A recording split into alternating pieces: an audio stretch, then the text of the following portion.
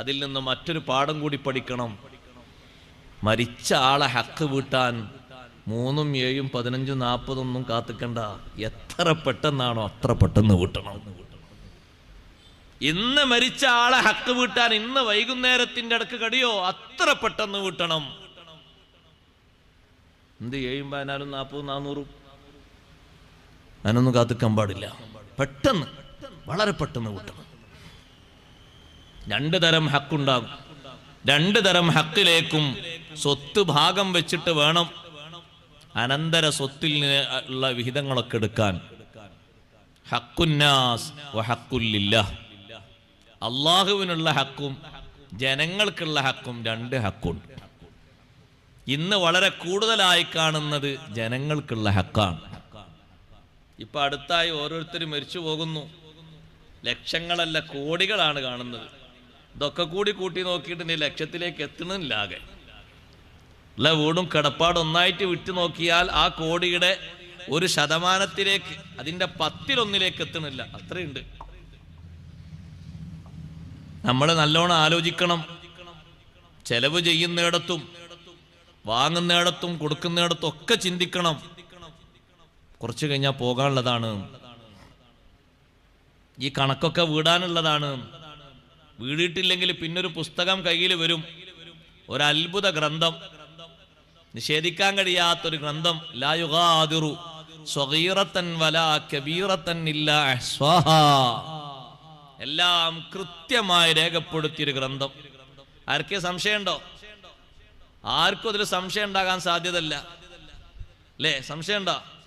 കഴിഞ്ഞ മാസം ഒരു നിയമം തെറ്റിച്ചതിന് മിന്നിയ ക്യാമറ എത്ര കൃത്യമായിട്ടാണ് ടൈം പറഞ്ഞെന്ന്, സ്ഥലം പറഞ്ഞെന്നത്, ആരൊക്കെയാണ് കാറിലുള്ളത് എന്നും ബെൽറ്റ് ഇട്ടതാരാണെന്നും ഇടാത്തതാരാണെന്നും തെളിവ് സഹിതം പറഞ്ഞെന്നില്ലേ? Helmet വെച്ചതാരാണെന്നും വെക്കാത്തതാരാണെന്നും time നിഷേധിക്കണില്ലല്ലോ? ഇല്ല. സ്ഥലം നിഷേധിക്കുന്നുണ്ടോ? ഇല്ല. ഒക്കെ റെഡിയല്ലേ? റെഡിയാണ്. ഒരൊറ്റ പേപ്പറിൽ വന്നു, എല്ലാവരും സമ്മതിക്കുന്നു. 500, 1500 ഒക്കെ കൊണ്ടേ അടക്കുന്നു. കൃത്യമായിട്ടുള്ള കിതാബിൽ കണക്കുണ്ട്.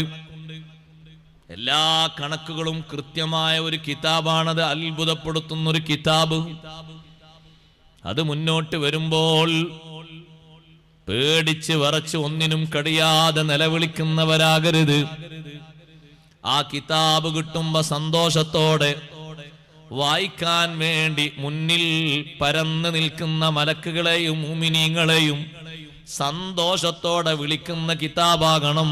ഹാ ഉഖ്റഊ കിതാബിയാ. വരൂ, എന്റെ കിതാബ് വായിച്ചോളൂ, എന്റെ ഏട് വായിച്ചോളൂ, എന്റെ ഏട് വായിച്ചോളൂ. മലക്കുകളോട് പറയുന്നു, സാക്ഷികളോട് പറയുന്നു, എല്ലാവരോടും പറയുന്നു. ഇന്നീ ളനന്തു അന്നീ മുലാഖിൻ ഹിസാബിയാ. ഇതുപോലെ ഒരു വിചാരണ വരുമെന്ന് നല്ലവണ്ണം ബോധ്യത്തോടെ ശ്രദ്ധയോടെ ജീവിച്ച ആളാണ് ഞാൻ. ഉറപ്പിച്ച് ജീവിച്ച ആളാണ്. അതുകൊണ്ട് എനിക്ക് പ്രശ്നങ്ങളില്ല.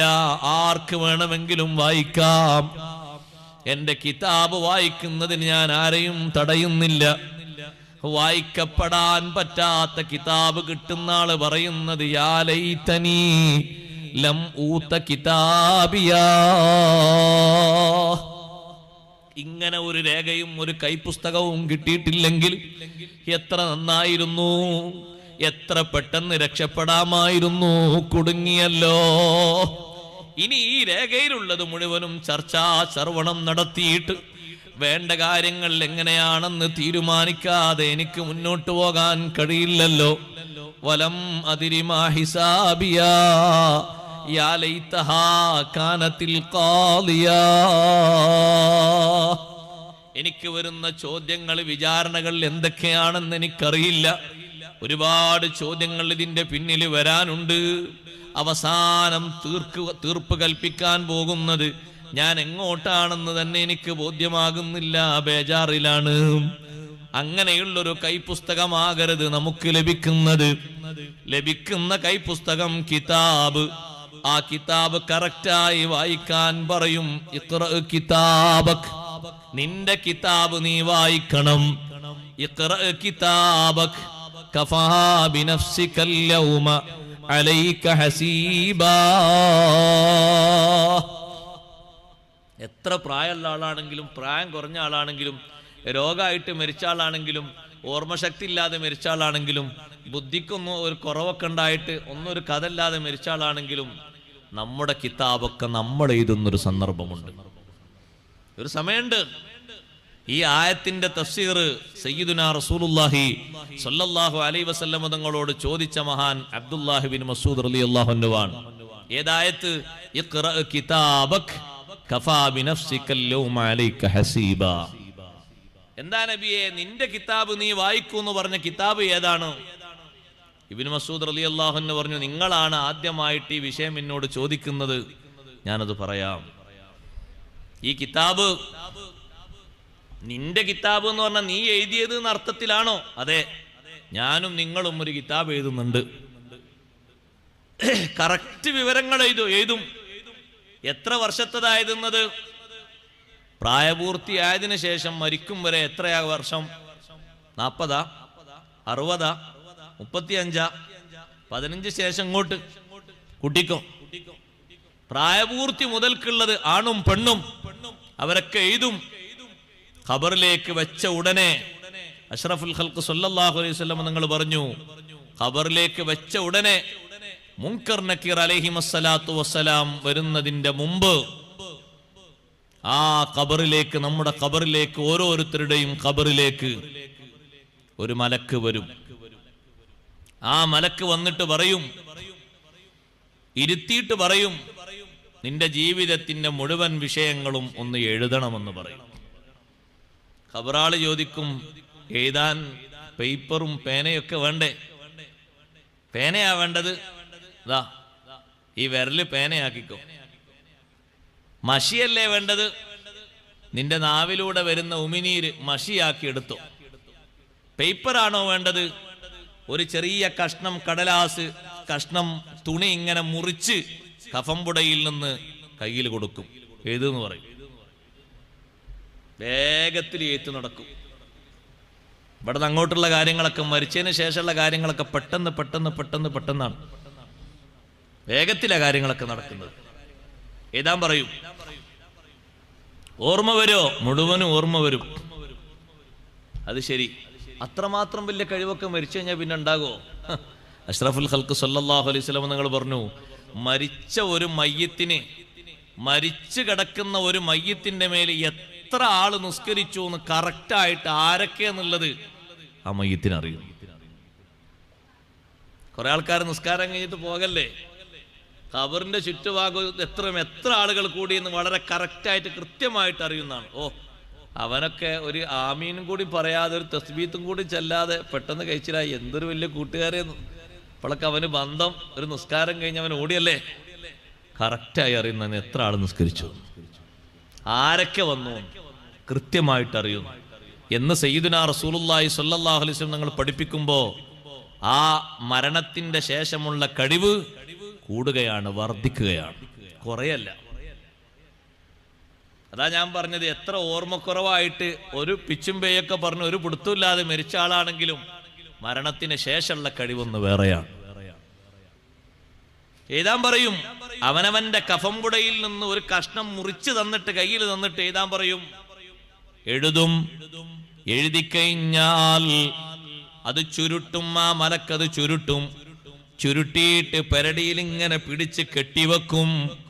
ഈ പെരടിയിൽ കെട്ടിവെച്ച എഴുത്തുണ്ടല്ലോ, രേഖയുണ്ടല്ലോ, ഇത് വായിക്കാനാണ് അള്ളാഹുവിന്റെ നിർദ്ദേശം. ഇഖ്റ കിതാബക്, നീ എഴുതിയത് നീ വായിക്കണം. കഫാ ബിനഫ്സികൽ യൗമ അലൈക ഹസീബാ, നിനക്ക് വിചാരണക്ക് നീ എഴുതിയത് തന്നെ മതി. ബാക്കിയുള്ള മലക്കുകൾ എഴുതിയതില്ലേ, അത് വേറെ എഴുത്തുണ്ട്. അതിനേക്കാളും നല്ല എഴുത്ത് വായിക്കാൻ ഏറ്റവും നല്ലത് നീ എഴുതിയ ഒരു പുസ്തകമുണ്ട്, ഒരു കിതാബുണ്ട്, രേഖയുണ്ട്, നീ അത് വായിക്കണം. സുബ്ഹാനല്ലാഹ്, വായിക്കാൻ ശ്രമിക്കുമോ? വായിക്കും. വായിക്കാൻ ആഗ്രഹിക്കുന്ന ആളുകൾ വായിക്കും. വായിക്കാൻ ബേജാറാകുന്ന ആളുകൾ വെപ്രാളത്തോടെ പലതും വിളിച്ചു പറയും. സഹോദരങ്ങളെ, എല്ലാവർക്കും അങ്ങനെ ഒരു രേഖയും ഒരു എഴുത്തും കെട്ടിത്തരും. അതേ സമയത്ത് വിചാരണയ്ക്ക് വിധേയമാക്കപ്പെടാത്ത ആളുകൾ അവര് വായിക്കേണ്ടതില്ല, വായിക്കാൻ നിൽക്കേണ്ടതില്ല. നേരത്തെ തന്നെ അവര് പാലം കടന്നു പോകും. ബാധ്യതകൾ ബാക്കി വെക്കുമ്പോൾ നല്ലോണം ശ്രദ്ധിക്കണം. ജാബിർ റളിയല്ലാഹു അൻഹുവിന്റെ ഉപ്പയുടെ കടം മുഴുവനായിട്ടും ഒരു കൊട്ടയിൽ നിന്ന് സയ്യിദുനാ റസൂലുള്ളാഹി സ്വല്ലല്ലാഹു അലൈഹി വസല്ലം കടക്കാരുടെ കണക്ക് നോക്കിയിട്ട് എടുത്ത് ഓരോരുത്തർക്കും കൊടുത്ത് കടബാധ്യതകൾ മുഴുവനും വീടിയപ്പോ ജാബിർ റളിയല്ലാഹു അൻഹു പറയുന്നു, ഞാൻ ആ പാത്രത്തിലേക്ക്, കൊട്ടയിലേക്ക് നോക്കി.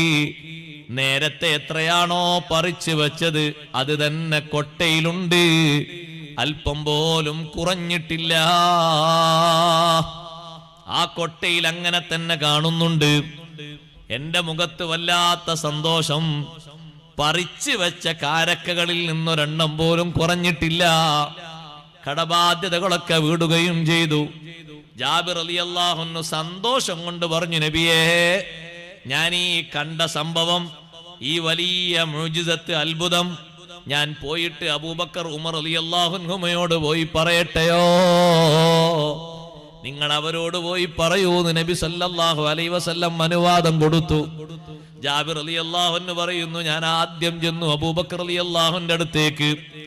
എനിക്കുണ്ടായ ഈ സന്തോഷം, ഉപ്പയുടെ ഈ ഭാരിച്ച ബാധ്യത, അതെല്ലാം ഒരു കൊട്ടയിൽ നിന്ന് നബി സല്ലല്ലാഹു അലൈഹി വസല്ലം കടക്കാർക്ക് എടുത്തു കൊടുത്ത് പൂർണ്ണമായും വീട്ടുകയും നേരത്തെ പറിച്ചു വച്ച കായ്ക്കനികൾ അങ്ങനെ തന്നെ മിച്ചം വരികയും ബാക്കിയുള്ള മരത്തിന്റെ ചുവട്ടിലുള്ളതൊക്കെ അവിടെയുണ്ട്, അനങ്ങിയിട്ടില്ല.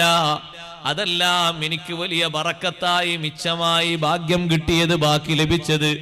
സിദ്ദീഖ് റളിയല്ലാഹു അൻഹുവോട് ഞാൻ പറഞ്ഞപ്പോ മഹാനവറുകൾ പറഞ്ഞു, അല്ലാഹു നിനക്ക് വലിയ ബറക്കത്താ നൽകിയത്, വലിയ ഭാഗ്യമാണ് തന്നത്.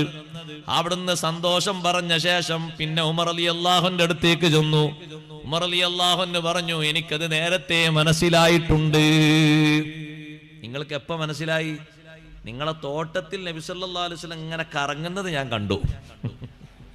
അത് ഞാൻ കണ്ടു. ഞാനത് കണ്ടിട്ടാണ് വീട്ടിലേക്ക് പോകുന്നത്.